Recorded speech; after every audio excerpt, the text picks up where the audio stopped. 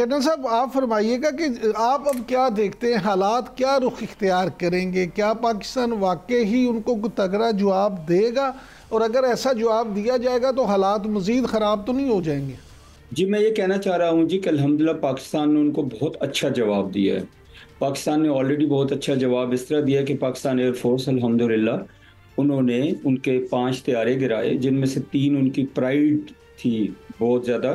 जो मोदी साहब 2019 में कहते थे कि ये तैयारे हमारे पास अगर राफेल्स आ गए तो हम लोग जो है वो जीत जाएंगे एयर वॉर।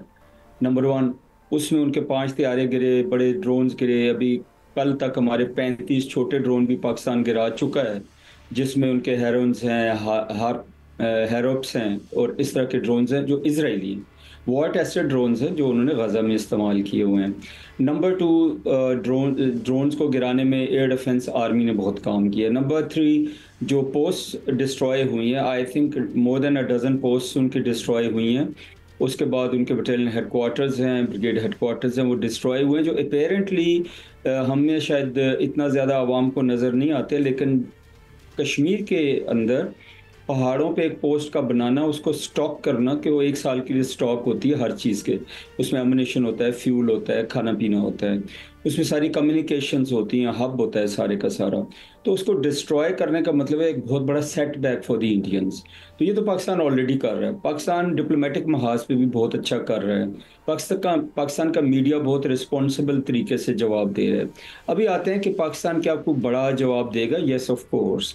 पाकिस्तान जो है उनको फ्रस्ट्रेट कर रहा है, और इस फ्रस्ट्रेशन में पाकिस्तान के सबर में ये बड़ा क्या कहते होते हैं, वो खुद से ना डिसाइड किया हुआ सबर है। विलिंगली पाकिस्तान ने अपने आप को रोका हुआ है कि एकदम अगर आप जवाब देना चाहे तो दे सकते थे, लेकिन आप जल्दी में जवाब नहीं देना चाहते थे। आप उसको फ्रस्ट्रेट कर रहे हैं कि इस दौरान और भी अपनी जितनी भी ऑप्शंस हैं वो कुछ शो करना चाहते हैं, कर दें जैसे उन्होंने भेजे थे। जहाज़ तो अभी उन्होंने छुपा के रख लिए कहीं बहुत दूर, कि वो डर गए हैं कि पाकिस्तान एयरफोर्स इनको फिर मार देगी। तो Pakistan is ready. Pakistan must have plan, मेरे पास कोई उसकी डिटेल्स नहीं है, but I know Pakistan must have plan कि कहाँ पे करना है, क्या करना है, किस लिथैलिटी में करना है, और इंशाल्लाह ज़रूर होगा। फ्यूचर क्या होगा जो आप फरमा रहे हैं, उसमें बहुत सारी ऑप्शंस हैं। एक तो डिप्लोमेटिक एफर्ट्स चल रही हैं बाय मैनी पीपल, और अभी चंद घंटे पहले सऊदी अरेबिया का वज़ीर ख़ारजा भी यहाँ पे तशरीफ़ लाए हैं, और वो होके आए हैं इंडिया से। तो लेट्स सी कि वो क्या ऑप्शंस लाए हैं। क्या पाकिस्तान के लिए कोई रिस्पेक्टेबल ऑप्शंस हुई टू डी एस्केलेट? तो यस, पाकिस्तान में एक्सेप्ट। लेकिन शॉर्ट ऑफ दैट पाकिस्तान जो है, जब तक ये कुछ होता नहीं है, पाकिस्तान छोटे लेसन्स निचले लेवल पे जो उनको टीच कर रहा है एलओसी पे, वो करता रहेगा, अपने आप को स्ट्रांगली डिफेंड करेगा, और फिर अपनी मर्जी के टाइम पे उस जगह पे वार करेगा जहाँ पे वो शायद तो नहीं कर रहे होंगे, और होगा ज़रूर। बिल्कुल ठीक। एयर मार्शल साहब, सर आप ये फरमाइएगा कि ये ड्रोन्स वाला क्या मामला है? मीडिया रिपोर्ट्स के मुताबिक आज तक 77 ड्रोन्स जो हैं इंडिया के, उनको गिराया जा चुका है। तो इंडिया असल में ये ड्रोन्स पाकिस्तान भेज के करना क्या चाहता है? सीनियर सहाफ़ी जो हैं और तज्ज़ियाकार हामिद मीर साहब, उनका तो कहना है कि वो इस तरह से जो हमारा एयर डिफेंस सिस्टम है उस मैकेनिज़्म को भी समझना चाहता है, जांचना चाहता है। आप एक एक्सपर्ट ओपिनियन क्या देंगे? इंडिया इससे क्या हासिल करना चाहता है? खौफ व खराज फैलाना चाहता है या कुछ चीज़ें टारगेट भी कर रहा है? लेकिन जी, एयर डिफेंस सिस्टम जो होता है वो बड़ी इंपॉर्टेंट चीज़ होती है आपके किसी मुल्क के लिए। वो आपके आइज़ और ईयर्स होते हैं, स्पेशली उनसे ही आप दुश्मन के तमाम अहदाफ को, दुश्मन के जितने भी कोई जहाज़ अगर या जो ड्रोन्स हैं अगर वो वायलेशन करते हैं, तो उनको जो आपने देखना होता है या पिक करना होता है, और उसके ऊपर फिर बाद में आपने रिएक्ट करना होता है। तो ये एयर डिफेंस सिस्टम का इसमें बड़ा रोल होता है। और एयर डिफेंस सिस्टम जो है बहुत एक कॉम्प्लेक्स चीज़ हो चुकी है अब, कि जिसमें आपको आपके ग्राउंड के रडार्स होते हैं, आपके हवा में एरियल प्लेटफॉर्म्स होते हैं जिन पे रडार लगे होते हैं, आपके फाइटर जहाज़ होते हैं जिनमें रडार्स होते हैं, और काफ़ी हद तक जो मॉडर्न एयर फोर्सेस हैं जिसमें पाकिस्तान शामिल है, ये सब डेटा लिंक के थ्रू इंटीग्रेटेड भी होते हैं। ना सिर्फ ये, बल्कि इनकी एक पिक्चर जिसे कॉमन ऑपरेटिंग पिक्चर कहते हैं, वो सेंसर्स जितने आपके होते हैं जो मॉनिटर कर रहे होते हैं थ्रू एक्टिव और पैसिव मीन्स, उनकी एक कॉमन ऑपरेटिंग पिक्चर आपके कमांड एंड कंट्रोल सेंटर में आ रही होती है। ये कमांड एंड कंट्रोल सेंटर एवेक्स की सूरत में हवा में होता है और कुछ और ज़्यादातर जो होते हैं वो ग्राउंड पे होते हैं।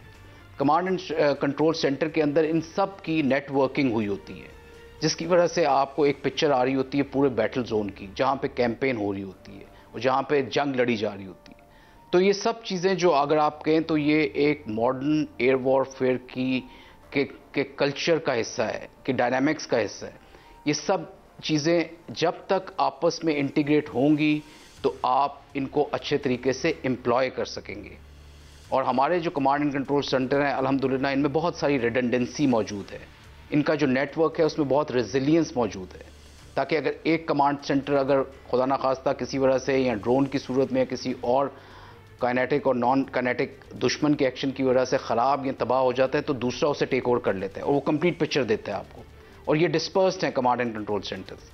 तो ये एक मॉडर्न एयरफोर्स में इस तरह की रिडंडेंसी होना और इस तरह की टेक्नोलॉजी होना बहुत ज़रूरी है, क्योंकि तमाम डिसीजन मेकिंग जो आपकी है वो इन्हीं कमांड एंड कंट्रोल सेंटर में हो रही होती है, जो आपके एयर डिफेंस सिस्टम का एक बहुत बड़ा हिस्सा है।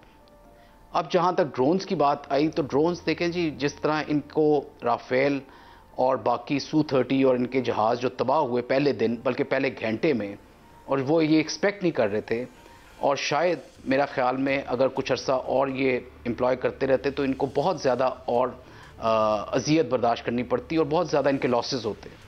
और मैं बड़े कॉन्फिडेंस के साथ कह सकता हूँ कि उस बैटल में पाकिस्तान एयरफोर्स का कोई जहाज़ किसी को नुकसान नहीं हुआ। हालांकि उस वक्त हम डिफेंस में थे और वो ऑफेंस में आ रहे थे।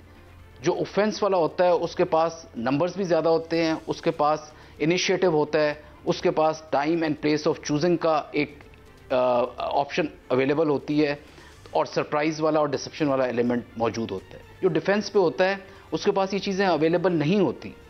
और डिफेंस आजकल की जो बैटल होती है, अगर आप उसको सही तरह अंदाज़ा लगाएं तो आपको इस बात की समझ आएगी कि वो अपने बॉर्डर के अंदर ही से वो आपके ऊपर वार कर सकते हैं। आपके अहदाफ जो आपके अपने बॉर्डर के कोई 100 किलोमीटर अंदर थे, उनको उन्होंने निशाना बनाया, जबकि वो अपने ही बॉर्डर के अंदर कोई 50 से 100 किलोमीटर थे, जिनमें आपके ग्राउंड टारगेट्स थे। और इसी तरह आपके जो एयर प्लेटफॉर्म्स हैं उनके मिसाइलों की रेंज भी जो है वो कोई 150 से 250 और उससे भी ज़्यादा किलोमीटर की है, जो कि आप एम्प्लॉय कर सकते हैं। जो सहूलत और जो इनकी कैपेबिलिटी इंडियंस की है और उससे थोड़ा ज़्यादा हमारे पास है J-10C में।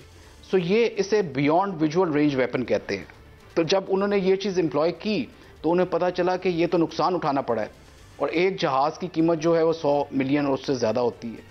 तो जब उसके साथ पायलट भी होता है, इस नुकसान के बाद उन्होंने ये तहिया किया कि एयरफोर्स के जो एसेट्स हैं, और मैं समझता हूँ जो राफेल थे वो उनके सेंटर ऑफ ग्रेविटी थे इंडियन एयरफोर्स के, और जब सेंटर ऑफ ग्रेविटी को इतना नुकसान हो तो उस एयरफोर्स की बुनियादें जो हैं हिल जाती हैं। उसके कमांडर्स पे, उसके पायलट्स पे, उसकी पूरी फोर्स पे एक साइकोलॉजिकल एक बहुत बड़ा असर होता है, क्योंकि सेंटर ऑफ ग्रेविटी ने उसको बैलेंस करके रखा होता है। जब ये इम्बैलेंस क्रिएट हुआ तो उन्होंने ये फैसला किया कि अब हम इन जहाज़ों को हार्म्स वे में यानी कि सामने नहीं लेकर जाएंगे और पाक फ़ज़ाइया के साथ इससे मुकाबला नहीं करेंगे, बल्कि ड्रोन्स की सूरत में जहाज़ भेजेंगे। और ड्रोन्स इनके पास हेरोन्स भी हैं और हार्पी भी हैं।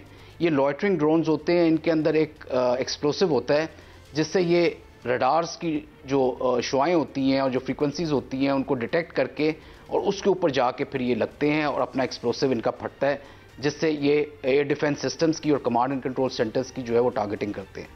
इस मकसद के लिए उन्होंने इन ड्रोन्स को एम्प्लॉय किया, और दूसरा मकसद ये था कि बड़े जहाज़ जो हैं उनको वो लॉस बर्दाश्त नहीं करना चाहते, और ये भी मकसद हो सकता है कि वो कोई और फ्रंट खोलना चाहते हों और एक हमारा अटेंशन डाइवर्ट करने की कोशिश करें और हमें इस तरफ एम्ब्रॉयल करने की कोशिश कर रहे हैं। बिल्कुल ठीक जनरल साहब आप, लेकिन मकसद बेसिकली यही हैं जो कि मैंने आपसे अभी डिस्कस किए।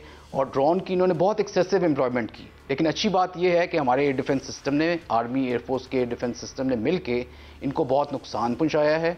और इसका जितने अगर 77 ड्रोन मारे हैं तो इसका मतलब है कम से कम 150-200 ड्रोन इन्होंने भेजा, जिसे स्वॉर्मिंग टैक्टिक्स कहते हैं।